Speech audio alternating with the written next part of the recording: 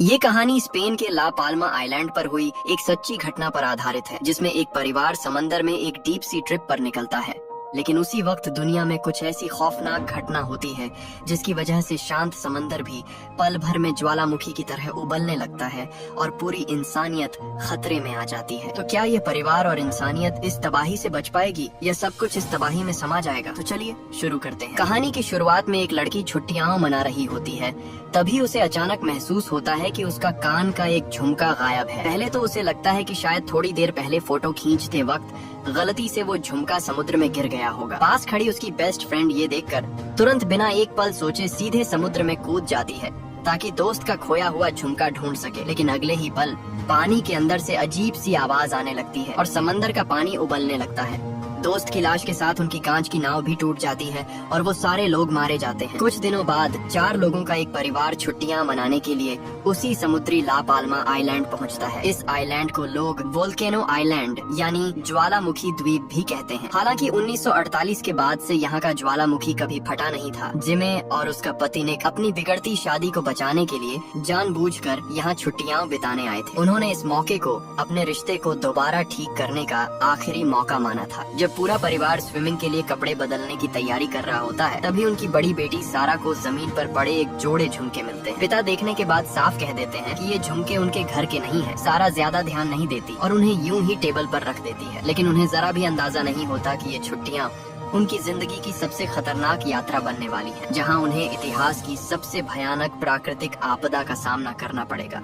उधर पहाड़ों की तरफ जियोलॉजिकल सर्वे डिपार्टमेंट की मैरी अपने एक साथी के साथ पहाड़ों में रिसर्च के लिए जाती है। रोज की तरह वे एक गुफा में पहुंचते हैं, लेकिन आज गुफा की दीवारों पर कुछ अजीब दिखाई देता है। पत्थरों पर सीमेंट जैसा जमा। मैरी के पूरे करियर में उसने ऐसा पहली बार देखा था। वो तुरंत सैंपल इकट्ठा करने लगती है। उसी वक्त उसके साथी दाढ़ी वाले आदमी को जमीन पर ढेर सारी मरी हुई चमगादड़ दिखाई देती है। जांच करने पर पता चलता है कि गुफा के अंदर कार्बन डाइऑक्साइड की मात्रा सामान्य से काफी ज्यादा है। लेकिन जो चीज दोनों को सबसे ज्यादा चौंका देती है वो है गुफा की छत पर दिखाई देने वाली एक विशाल दरार। इसी बीच जियोलॉजिकल डिपार्टमेंट का डायरेक्टर अपने ऑफिस में अखबार पढ़ रहा होता है। खबर छपी होती है कि ला पाल्मा द्वीप के दक्षिण पूर्वी समुद्र क्षेत्र में एक स्पीड बोट मिली है, जिसमें सवार सभी टूरिस्ट मारे जा चुके हैं। मामला अभी जाँच में है। ये खबर पढ़ते ही डायरेक्टर बेचैन हो जाता है। कुछ ही देर में मैरी और उसका साथी डायरेक्टर के पास पहुंचते हैं और गुफा में हुई अपनी सारी खोज उसे बताते हैं। आगे की जांच में पता चलता है कि गुफा की हवा में बहुत ज्यादा मात्रा में कार्बन डाइऑक्साइड और एल्यूमिनियम ऑक्साइड मौजूद है। ऐसा मामला पहले कभी सामने नहीं आया था। साथ ही द्वीप पर बारिश का मौसम लंबा होता जा रहा है और बारिश की मात्रा भी लगातार बढ़ रही है। ज्यादा पानी बहने की वजह से चट्टानों के बीच का संतुलन बिगड़ रहा है और इसी कारण गुफा में ये खतरनाक दरारें बनी है। अगर हालात ऐसे ही रहे तो भूकंप या पहाड़ खिसकने की पूरी संभावना है। लेकिन डायरेक्टर उनकी बात से सहमत नहीं होता। वो कहता है कि पहाड़ों का थोड़ा बहुत हिलना सामान्य बात है। अभी तक किसी जहरीली गैस के साफ सबूत नहीं मिले हैं और अभी के हालात इतने पुख्ता नहीं हैं कि किसी बड़े खतरे की घोषणा की जाए। बिना वजह डांट खाकर दोनों काफी निराश हो जाते हैं। लेकिन दाढ़ी वाला आदमी अब भी अपने अंदाजे पर अड़ा रहता है। वो मैरी को मैप के पास ले जाता है और उसे याद दिलाता है कि 1948 में यहाँ एक बड़ा ज्वालामुखी हादसा हुआ था, जिससे कई किलोमीटर लंबी दरार बन गई थी। इतनी चौड़ी कि इंसान उसके अंदर चल सकता था। अगर दोबारा ऐसा विस्फोट हुआ तो पूरा पहाड़ का एक हिस्सा टूटकर सीधे समुद्र में गिर सकता है, यानी पूरे मैनहट्टन शहर के बराबर अगर समुद्र में गिरी तो एक भयानक सुनामी आना तय है। वो सवाल उठाता है कि डायरेक्टर जनता को पहले से अलर्ट क्यों नहीं कर रहा। लेकिन सच्चाई ये है कि कुछ साल पहले डायरेक्टर से एक बड़ी गलती हो चुकी थी। उसने एक बार पहाड़ खिसकने की चेतावनी दी थी, जिससे जबरदस्त अफरा तफरी मच गई थी, लेकिन कुछ हुआ नहीं। उस घटना की वजह से उसकी नौकरी जाते जाते बची थी। इसलिए अब जब तक सुनामी सच में सामने न आ जाए वो दोबारा वैसी गलती नहीं करना चाहता। हालांकि मैरी और उसका साथी नहीं जानते कि डायरेक्टर अंदर ही अंदर उनसे भी ज्यादा डरा हुआ है। असल में डायरेक्टर दोनों से भी ज्यादा परेशान था। वो उसी वक्त फोरेंसिक डिपार्टमेंट पहुंच चुका था। शुरुआती पोस्टमार्टम रिपोर्ट में साफ लिखा था कि स्पीड बोट में मरे सभी लोगों की मौत बेहद ज्यादा तापमान वाली गैस से झुलसने के कारण हुई थी। उनके फेफड़ों में कार्बन डाइऑक्साइड और सल्फर डाइऑक्साइड पाई गई थी। ये साफ संकेत था कि मामला साधारण नहीं है। उधर रिजॉर्ट में निक का परिवार अब भी बेफिक्र होकर धूप और समंदर का मजा ले रहा था। सारा पूल के पास बैठी होती है, तभी एक लड़की उससे दोस्ती करने आती है और उसे बीच वॉलीबॉल खेलने के लिए बुलाती है। लेकिन सारा मना कर देती है क्योंकि उसे अपने छोटे भाई की देखभाल करनी होती है। जो ऑटिज्म से पीड़ित है। मजबूर होकर वो लड़की निराश होकर चली जाती है। असल में सारा भी नए दोस्त बनाना चाहती थी, लेकिन उसमें इतना आत्मविश्वास नहीं था। पूल से बाहर आने के बाद उसके पिता उसकी उदासी समझ जाते हैं और उसे हिम्मत देते हैं कि वो जाकर खेले। भाई का ध्यान वो रख लेंगे। पिता की बात सुनकर सारा आखिरकार खेलने का फैसला करती है। जाते जाते पिता उसे वॉलीबॉल के कुछ बेसिक रूल्स भी समझाते हैं। अब बेटी खेलने चली जाती है और बेटे की जिम्मेदारी निक पर आ जाती है। लेकिन बेटे के साथ खेलते वक्त उसकी नजर अचानक अपनी पत्नी पर पड़ती है, जो एक स्पेनिश आदमी के साथ हंस हंस कर बातें कर रही होती है। ये देखते ही निक का गुस्सा भड़क उठता है। उसी पल जब वो दोबारा बेटे की तरफ देखता है तो बच्चा वहाँ से गायब होता है। घबराया हुआ निक चारों तरफ उसे ढूंढने लगता है। उसे लगता है कि शायद बेटा अपनी बहन को ढूंढने बीच पर चला गया होगा। वो भागते हुए बीच पर पहुंचता है और जोर जोर से उसका नाम पुकारता है। कुछ देर बाद दूर एक चट्टान पर उसे एक छोटा लड़का खड़ा दिखाई देता है। जब निक उसके पास पहुंचता है तो देखता है कि उसका बेटा समंदर की तरफ एकटक देख रहा है। असल में लड़के ने देखा था कि समुद्र में अनगिनत कछुए इकट्ठा हो रहे हैं, जैसे वो सब एक साथ कहीं पलायन करने वाले हों। इसी दौरान मैरी अपनी जांच पूरी कर चुकी होती है। गुफा से लाए गए पानी के सैंपल में किसी तरह के अतिरिक्त खनिज नहीं पाए जाते। इसका मतलब साफ था कि ये पानी बहुत ही कम समय में पहाड़ के अंदर घुसा है और सीधे गुफा तक पहुंचा है। यानी जो दरार उन्होंने देखी थी वो बिल्कुल नई थी, ज्यादा से ज्यादा 2 हफ्ते पुरानी। अगर ऐसा है तो द्वीप पर मौजूद हर इंसान बड़े खतरे में है। यही सोचकर मैरी और उसका साथी तय करते हैं कि वो एक बार फिर पहाड़ पर जाएंगे और दरार के ऊपरी हिस्से की खुद जाकर जांच करेंगे। दोनों गाड़ी लेकर पहाड़ पर पहुंचते हैं। वहाँ जो नजारा दिखता है वो और भी डरावना था। दरार का एक सिरा अब नीचे की तरफ धंसने लगा था। वो तुरंत अपने उपकरण सेट करते हैं और माप लेना शुरू करते हैं। उनकी आशंका सही साबित होती है। दरार लगातार खिसक रही थी। भले ही गति धीमी थी, लेकिन इतना तय था कि अगर ये यूं ही चलता रहा तो कोई बहुत बड़ी तबाही होने वाली है। उधर जियोलॉजिकल डिपार्टमेंट में कर्मचारियों ने भी खतरे के संकेत पकड़ लिए थे। पहाड़ के आसपास गैस का स्तर बढ़ने लगा था और भूकंप के शुरुआती झटके महसूस हो रहे थे। डायरेक्टर तुरंत नेशनल गार्ड से संपर्क करने का आदेश देता है ताकि जरूरत पड़ने पर पहाड़ पर मौजूद टूरिस्ट्स को निकाला जा सके। उसी वक्त मैरी का फोन आता है। जब डायरेक्टर को पता चलता है कि वो दोनों अब भी पहाड़ पर हैं, तो वो घबराकर उन्हें तुरंत उपकरण छोड़कर नीचे उतरने को कहता है। माप के दौरान अचानक दरार से सफेद धुआं निकलने लगता है। ये देखते ही दोनों जान बचाकर नीचे की तरफ भागते हैं। रास्ते में उन्हें कुछ लोग मिलते हैं जो पहाड़ पर कैंपिंग कर रहे थे। मैरी समझ जाती है कि ये ज्वालामुखी फटने का साफ संकेत है और वो सबको जोर जोर से भागने के लिए चिल्लाने लगती है। कुछ समय बाद जब मैरी को होश आता है तो वो खुद को अस्पताल के बेड पर पाती है। डायरेक्टर उसे बताता है कि उसका साथी जहरीली गैस की वजह से गंभीर हालत में है और अभी कोमा में है। इस बार ज्वालामुखी से भारी मात्रा में जहरीली गैस निकली थी, लेकिन किस्मत से कोई जान नहीं गई। हालांकि डायरेक्टर जानता था कि ये बस शुरुआत है। जब जहरीली गैस निकलने लगती है तो अगला चरण होता है राख और फिर पिघला हुआ लावा। अगर पहाड़ का हिस्सा समुद्र में गिरा तो सुनामी आएगी। ऐसी सुनामी जो दुनिया भर में लाखों लोगों की जिंदगी को खतरे में डाल सकती है। कई महाद्वीप इसकी चपेट में आ सकते हैं। खासकर छोटे द्वीपीय देश तो सीधे समुद्र में समा सकते हैं। सिर्फ लोगों को निकालने में ही अरबों डॉलर खर्च हो सकते हैं। उससे भी बड़ा खतरा था दहशत। अफरा तफरी में और भी जाने जा सकती थी। इसलिए डायरेक्टर अब भी इंतजार करना चाहता था जब तक उसके पास और पुख्ता सबूत न आ जाए। लेकिन जिमे अब और इंतजार करने के मूड में नहीं थी। उसने डायरेक्टर को साफ कहा कि अगर अभी कार्रवाई नहीं की गई तो बाद में नुकसान संभालना नामुमकिन हो जाएगा। मजबूरी में डायरेक्टर उसके साथ मेयर से मिलने जाता है, लेकिन मेयर का रवैया भी वही होता है। जब तक 100% यकीन न हो वो जनता को अलर्ट करने का रिस्क नहीं लेना चाहता। एक और झूठा अलार्म उनकी कुर्सी छीन सकता था। चाहे मैरी और डायरेक्टर कितना भी समझाए, मेयर इंतजार करने का फैसला करता है। इसी बीच रिजॉर्ट में निक और जिमे के बीच फिर से बेटे को लेकर झगड़ा हो जाता है। जिमे आरोप लगाती है कि निक ने बेटे के गायब होने की बात उसे तुरंत क्यों नहीं बताई। वहीं निक गुस्से में कहता है कि जिमे पूरे दिन बच्चों की तरफ ध्यान ही नहीं देती। घर में कोई भी किसी को समझने को तैयार नहीं था। उधर सारा की जिंदगी में भी सब गड़बड़ हो जाता है। जिस लड़की से वो कल ही दोस्त बनी थी, आज उसी ने उसे बुरी तरह डांट दिया था। वजह ये थी कि सारा ने गलती से उस लड़की का एक वीडियो आगे शेयर कर दिया था। वीडियो किसी लड़के ने चोरी छिपे बनाया था, लेकिन गुस्सा सारा पर ही निकाला गया। सारा टूट जाती है और कमरे में जाकर फूट फूट कर रोती है। उसी वक्त उसे बगल के कमरे से माता पिता के झगड़े की आवाजें भी सुनाई देती हैं। अब उसका वहाँ एक पल भी रुकने का मन नहीं करता। वो चुपचाप एयरपोर्ट पहुँचती है और नॉर्वे में रहने वाले अपने मामा को फोन करती है और उनसे वापस आने का टिकट बुक कराने को कहती है। मामा पूछते हैं कि वो अकेले क्यों लौटना चाहती है, लेकिन सारा कुछ नहीं बताती। फोन रखने के बाद मामा को चिंता होती है और वो अपनी बहन यानी जिमे को कॉल करते हैं, लेकिन उस वक्त जिमे योग कर रही होती है और फोन की घंटी नहीं सुन पाती। इसी बीच जियोलॉजिकल डिपार्टमेंट को और बुरी खबर मिलती है। द्वीप पर लगातार माइक्रो ट्रेमर्स आने लगते हैं और उनका केंद्र धीरे धीरे ऊपर की तरफ खिसक रहा होता है। इसका मतलब साफ था, ज्वालामुखी कभी भी फट सकता है। डायरेक्टर तुरंत एयर ट्रैफिक कंट्रोल को आदेश देता है कि ला पाल्मा द्वीप से आने जाने वाली सभी फ्लाइट्स रोक दी जाए, क्योंकि ज्वालामुखी की राख विमान के इंजनों को खराब कर सकती है और प्लेन क्रैश हो सकता है। लेकिन अब बहुत देर हो चुकी थी।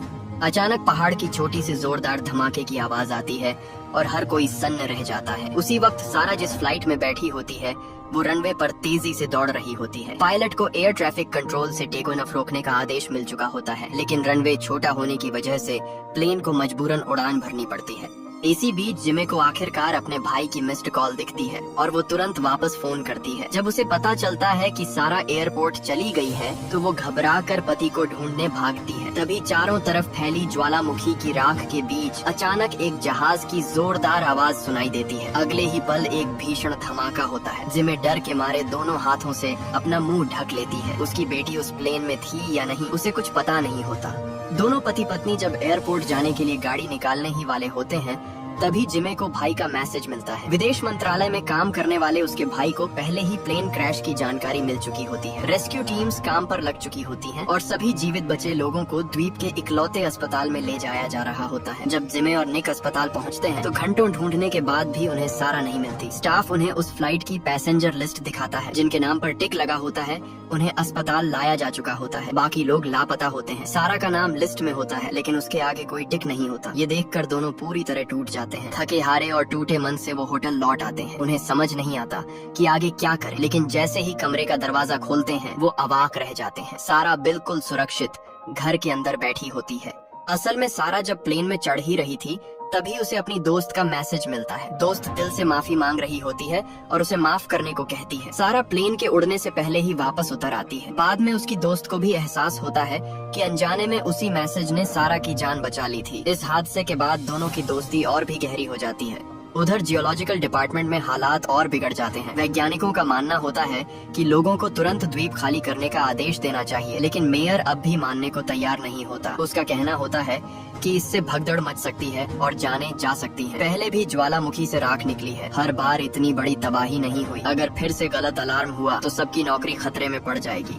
जब डायरेक्टर देखता है कि अब भी जनता को अलर्ट नहीं किया जाएगा तो वो खुद फैसला लेता है। वो अपने सभी कर्मचारियों को तुरंत द्वीप छोड़ने का आदेश देता है और खुद आखिरी इंसान बनकर रुकने का फैसला करता है।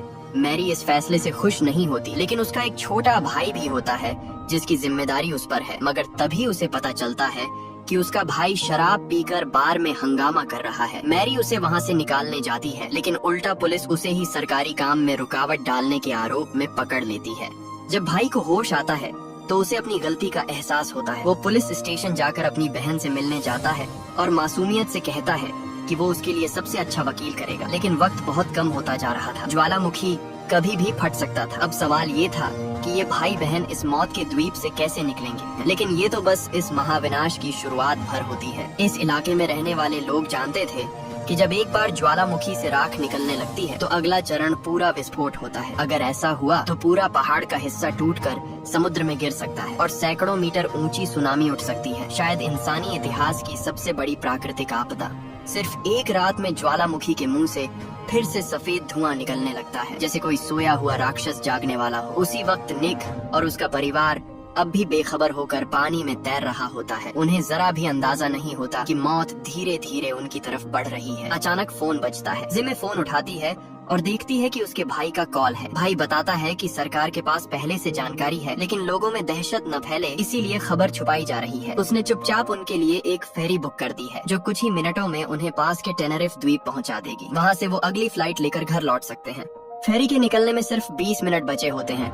मौका हाथ से जाने वाला होता है। भाई की बात सुनते ही जिमे बिना समय गंवाए अपने पति और दोनों बच्चों को लेकर चुपचाप वहां से निकलने की तैयारी करने लगती है। लेकिन तभी सारा जिद करती है कि वो अपनी दोस्त शैरी को भी साथ ले जाना चाहती है। वो बार बार उसे कॉल करती है लेकिन फोन नहीं उठता। जब जिमे कहती है कि अब समय नहीं है और सुनामी आ सकती है, तब जाकर सारा मजबूरी में परिवार के साथ निकलने को तैयार होती है। लेकिन बाहर निकलते ही उन्हें एहसास होता है कि सड़क पर एक भी टैक्सी नहीं है। वक्त तेजी से निकल रहा होता है। तभी निक के दिमाग में एक आइडिया आता है। वो अचानक एक ट्रक रोकता है और पूरे परिवार को उसमें बैठा लेता है। इससे पहले कि मजदूर कुछ समझ पाते, निक ट्रक लेकर निकल जाता है। कुछ देर बाद वही मजदूर उनका पीछा करते हुए फेरी टर्मिनल तक पहुंच जाते हैं। परिवार की सुरक्षा के लिए निक चिल्लाकर जिमे और बच्चों को फेरी में चढ़ने को कहता है। खुद निक वहीं रुक जाता है और मजदूर उसे घेर कर पीटने लगते हैं। आखिरकार निक अपना बटुआ निकालकर उन्हें दे देता है। तब जाकर वो उसे छोड़ते हैं, लेकिन तब तक बहुत देर हो चुकी होती है। निक बेबस होकर देखता रह जाता है कि फेरी उसके परिवार को लेकर धीरे धीरे दूर जाती जा रही है। उधर शहरी समुद्र किनारे होती है। तभी उसे अपने फोन पर ढेर सारी मिस्ड कॉल दिखती है। वो तुरंत सारा को कॉल करती है। सारा उसे बताती है कि किसी तरह टेनेरिफ पहुँचने का इंतजाम करे, वरना सब खत्म हो जाएगा। कुछ ही मिनटों बाद पहाड़ से जोरदार कंपन शुरू हो जाता है। ऑफिस में अकेला बैठा डायरेक्टर तुरंत समझ जाता है कि अब खतरा सिर पर है। वो तुरंत मेयर ऑफिस को कॉल करता है और इमरजेंसी इवैक्यूएशन अलर्ट जारी करने को कहता है। फेरी न पकड़ पाने के बाद निक सीधे स्पीड बोट रेंटल सेंटर पहुंचता है और टेनेरिफ जाने के लिए नाव किराए पर लेने की कोशिश करता है। लेकिन जैसे ही इमरजेंसी अलर्ट बजता है, स्टाफ उसे साफ मना कर देता है। इसी वक्त होटल में मिला उसका एक दोस्त वहां पहुंच जाता है। वो निक को बताता है कि उसने एक नाविक को रिश्वत देकर मना लिया है। वो दोनों जल्दी से समुद्र किनारे पहुंचते हैं। नाविक पहले से इंतजार कर रहा होता है। वो निक के लिए आखिरी टिकट खरीद चुका होता है। दोनों राहत की सांस लेते हुए नाव में बैठ जाते हैं।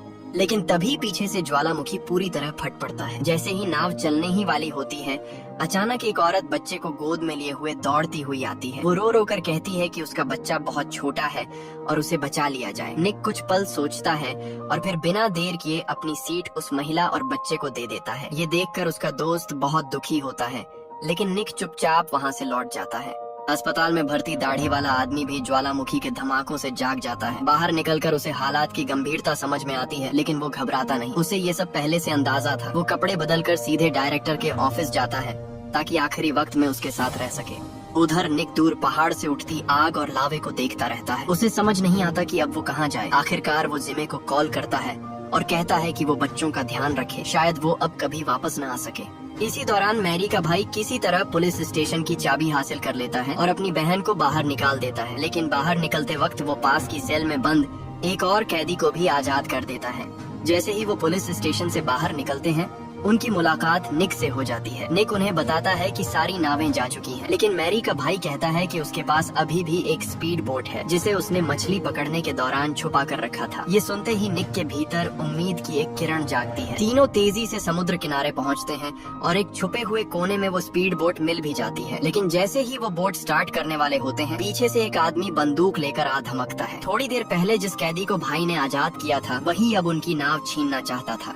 भाई उसे समझाने की कोशिश करता है कि नाव में एक और आदमी बैठ सकता है, लेकिन वो पूरा स्पीड बोट चाहता था क्योंकि उसके साथी भी पीछे आ रहे थे। बहस के दौरान उस आदमी की गोली मैरी के भाई को लग जाती है। मैरी दौड़कर उसके पास जाती है, लेकिन कुछ ही पलों में उसका भाई दम तोड़ देता है। तभी बाकी बदमाश भी वहाँ पहुँच जाते हैं। निक तुरंत मैरी का हाथ पकड़कर उसे नाव में बैठा देता है। उसके पास बंदूक होती है, इसलिए बाकी लोग आगे नहीं बढ़ पाते। दोनों किसी तरह स्पीड बोट स्टार्ट करते हैं और उस द्वीप से दूर निकल जाते हैं जिसे ज्वालामुखी निगलने वाला होता है। उसी पल निक के फोन पर उसके साले का मैसेज आता है। वो बताता है कि टेनेरिफ द्वीप पर एक सेफ जोन है जहां पहुंचना ही अब बचने का एकमात्र तरीका है। निक तुरंत मैरी का हाथ पकड़कर उसे नाव पर खींचता है। मैरी डर से बिल्कुल सुन्न खड़ी होती है, जैसे उसके पैरों में जान ही नहीं बची हो। वक्त रहते निक उसे खींचकर नाव पर बैठा देता है और दोनों सुनामी आने से पहले ही दूसरी दिशा में मोड़ लेते हैं। उधर टेनेरिफ द्वीप के एयरपोर्ट पर आखिरी फ्लाइट की तैयारी चल रही होती है। जिमे अपने बेटे और सारा के साथ बोर्डिंग गेट तक पहुंच चुकी होती है। पासपोर्ट चेक करते वक्त स्टाफ देखता है कि जिमे के पास एक अतिरिक्त पासपोर्ट है। जिमे समझाती है कि उसका पति पीछे रह गया है और शायद जल्द पहुंच जाए। इसके बाद स्टाफ उन्हें पीले रंग की रिस्ट बैंड देता है जो बोर्डिंग पास की तरह काम करती है। जिनके हाथ में ये बैंड होता है वही प्लेन में चढ़ सकते हैं, लेकिन सारा बार बार पीछे मुड़कर देखती रहती है। उसे अपनी दोस्त शैरी की चिंता हो रही होती है। तभी उसे दिखता है कि शैरी एयरपोर्ट पर पहुंच चुकी है, लेकिन उसके पास बोर्डिंग पास नहीं है। सारा बिना सोचे समझे फैसला करती है और प्लेन उड़ने से ठीक पहले अपने बैग से पिता का बोर्डिंग पास निकालकर शैरी को दे देती है और उसे अपने साथ ले आती है। इधर जिमे और उसका बेटा अपनी सीटों पर बैठ चुके होते हैं, लेकिन सारा अब तक नहीं आती। प्लेन टेक ऑफ के लिए तैयार होता है। जिमे घबरा जाती है और बेटे को लेकर बाहर निकलने का फैसला करती है। लोग उसे रोकने की कोशिश करते हैं, लेकिन वो किसी की नहीं सुनती।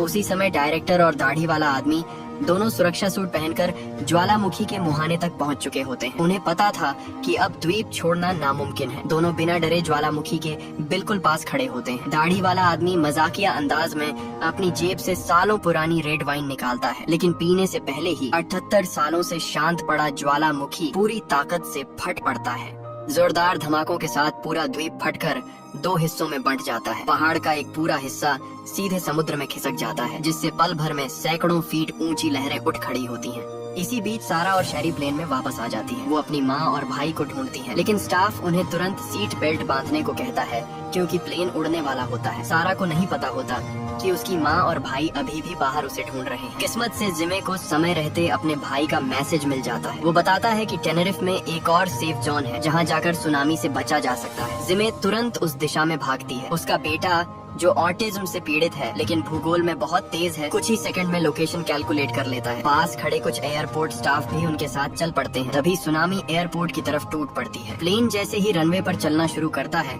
जमीन फट जाती है। दूसरी तरफ निक और मैरी अपनी स्पीड बोट से पूरी रफ्तार में सेफ जोन की ओर बढ़ते हैं। उनके फोन की बैटरी खत्म हो जाती है, लेकिन आखिरी पल में वो सेफ जोन तक पहुंच जाते हैं। जब वो किनारे उतरते हैं तो देखते हैं कि वहाँ पहले से ही कई लोग जमा हैं। ये सब निक के साले की वजह से मुमकिन हुआ था। उसने एक्सपर्ट से बात करके सेफ जोन की पहचान की थी। सुनामी एक रिंग की तरह फैलती है और टेनेरिफ द्वीप के पूर्वी हिस्से में 2 विशाल लहरें आपस में टकराकर एक दूसरे को खत्म कर देती हैं। वही इलाका सबसे सुरक्षित साबित होता है। इसके बाद साले ने अपनी नौकरी जोखिम में डालते हुए खुद माइक्रोफोन ऑन किया और मीडिया को सेफ जोन की लोकेशन बता दी। इसी वजह से लोगों के फोन पर अलर्ट पहुंचा और इतनी जानें बच सकी। लेकिन निक चारों तरफ देखता है और उसे अपनी पत्नी और बच्चे कहीं नजर नहीं आते। लोगों से पता चलता है कि पूरा द्वीप तबाह हो चुका है और आखिरी फ्लाइट भी क्रैश हो गई थी। ये सुनते ही निक टूट जाता है। उसे लगता है कि शायद वो अपने परिवार का इकलौता जिंदा सदस्य बचा है। तभी दूर से एक जानी पहचानी आवाज सुनाई देती है। हैरानी की बात ये होती है कि प्लेन क्रैश के बाद भी कुछ लोग जिंदा बच गए थे। सारा होश में आती है। शैरी बेहोश पड़ी होती है। सारा तुरंत उसे जमीन पर लिटाकर CPR देती है। एक फ्लाइट अटेंडेंट की मदद से शैरी की जान बच जाती है।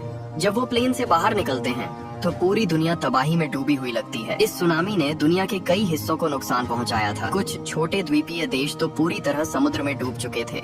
निक और जिमे दोनों को लगता है कि शायद वो अब कभी सारा को नहीं देख पाएंगे, लेकिन तभी एक रेस्क्यू हेलीकॉप्टर आता है। उनका बेटा सबसे पहले सारा को पहचान लेता है। हैरानी की बात ये होती है कि इतनी बड़ी तबाही के बाद भी पूरा परिवार एक बार फिर एक साथ मिल जाता है। बस एक इंसान ऐसा होता है जो चुपचाप दूर खड़ी रहती है। मैरी इस आपदा में उसने अपना भाई खो दिया था। वो जानती थी कि अब उसकी जिंदगी कभी पहले जैसी नहीं होगी। अगर आपको हमारी मेहनत पसंद आई हो तो वीडियो को लाइक एंड चैनल को सब्सक्राइब जरूर करें। मिलते हैं नेक्स्ट वीडियो में, तब तक के लिए बाय।